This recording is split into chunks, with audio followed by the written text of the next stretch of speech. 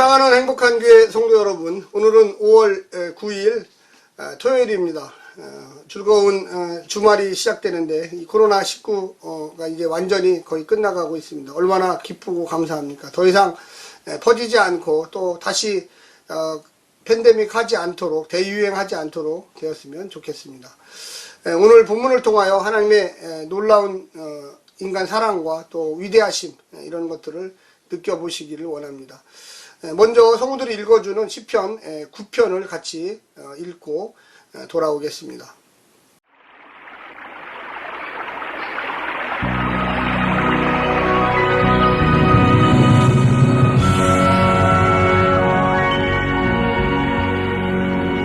제9편 다윗의 시.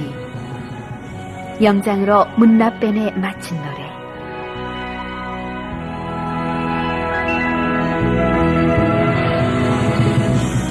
내가 전심으로 여호와께 감사하오며 주의 모든 기사를 전하리이다. 내가 주를 기뻐하고 즐거워하며 지극히 높으신 주의 이름을 찬송하리니 내 원수들이 물러갈 때 주의 앞에서 넘어져 망함이니이다.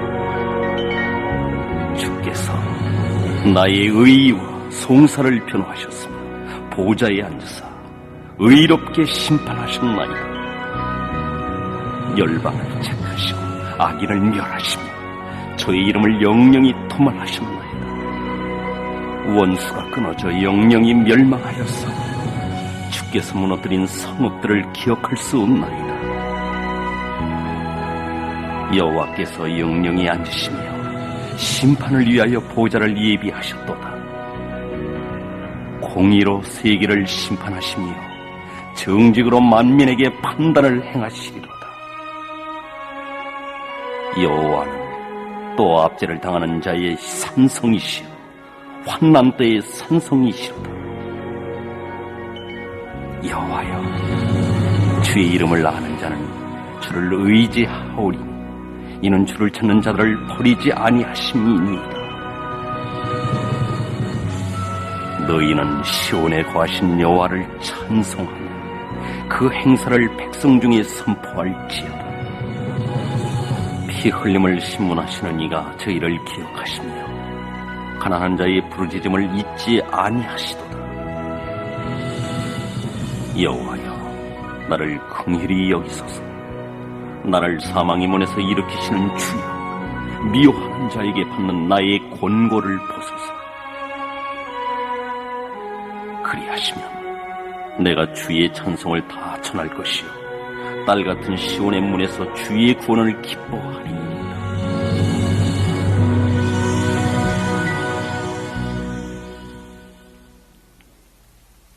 열방은 자기가 판 웅덩이에 빠지며 그 숨긴 그물에 자기 발이 걸렸도다. 여호와께서 자기를 알게 하사 심판을 행하셨으며 악인은 그 손으로 행한 일에 스스로 얽혔도다.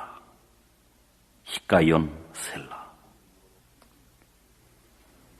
악인이 음모로 돌아가며 하나님을 잊어버린 모든 열방이 그리하리로다. 궁핍한 자가 항상 잊어버림을 보지 아니하며 가난한 자가 영영히 실망치 아니하리로다. 여호와여, 일어나사 인생으로 승리를 얻지 못하게 하시며 열방으로 주의 목전의 심판을 받게 하소서. 여호와여, 저희로 두렵게 하시며 열방으로 자기는 인생뿐인 줄 알게 하소서. 셀라.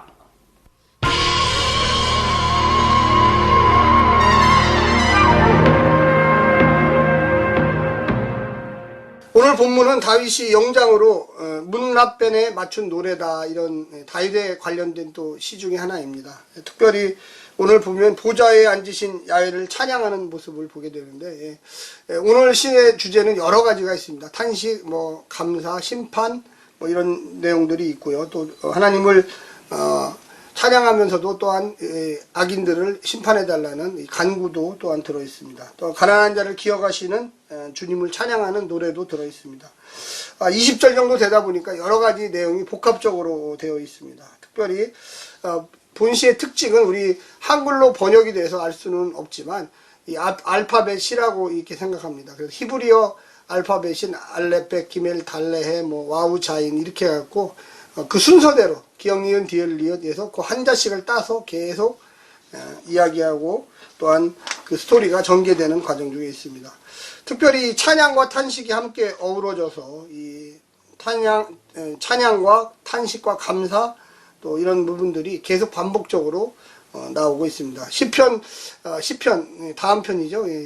이 시편 9편은 알파벳 순서로 되어 있어서 그 이스라엘 백성들이 왜 이렇게 알파벳 순서로 히브리어 알파벳 순서로 노래를 만들었을까? 이게 애우기 좋으라 그러는 거예요, 사실은요. 그래서 잊어버리지 말고 노래로서 모든 순서를 따라서 같이 예배 때 찬양했던 노래입니다.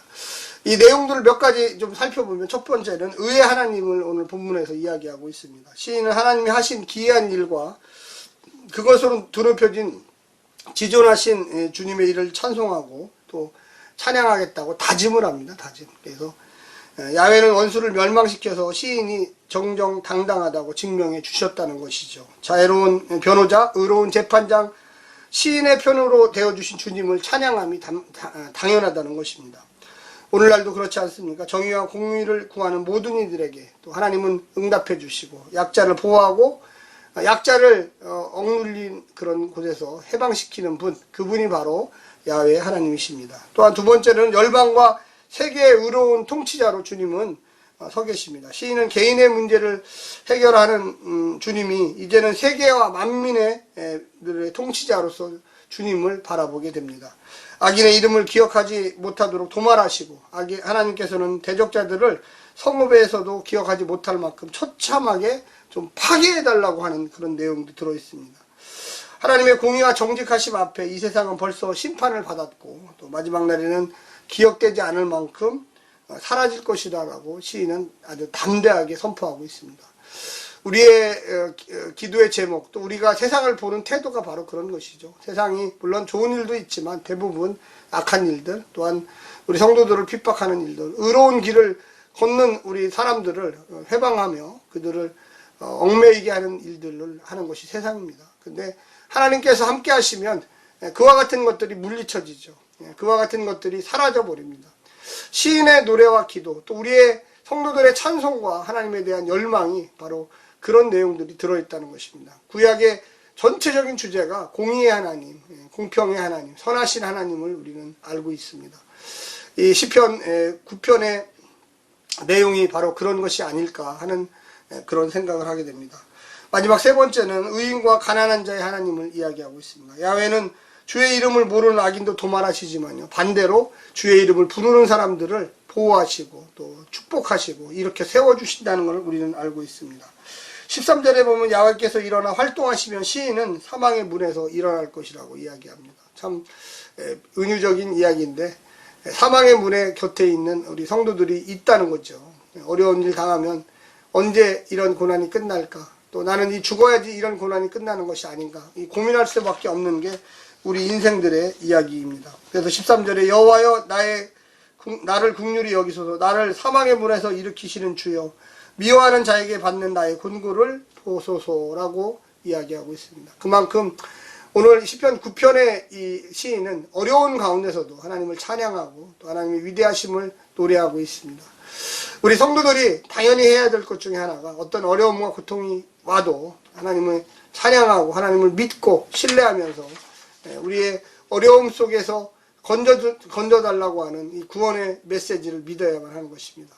우리 인생에 많은 어려움들이 있죠. 그런 일들이 한두 개겠습니까? 살다 보면 참 하루하루가 눈물이 날 때도 있고 또 어떨 때는 기쁠 때도 있어요. 또 어쩔 때는 용감해질 때도 있습니다. 그런데 오늘 시인의 여러 가지 이야기, 감사와 찬미와 간구의 그 기도 소리가 우리의 삶에 늘 메아리쳐서 믿는 자들에게 능치 못한다는 것이 없다는 주님의 말씀을 우리가 살아내야만 하는 것이 아닌가 하는 생각을 합니다.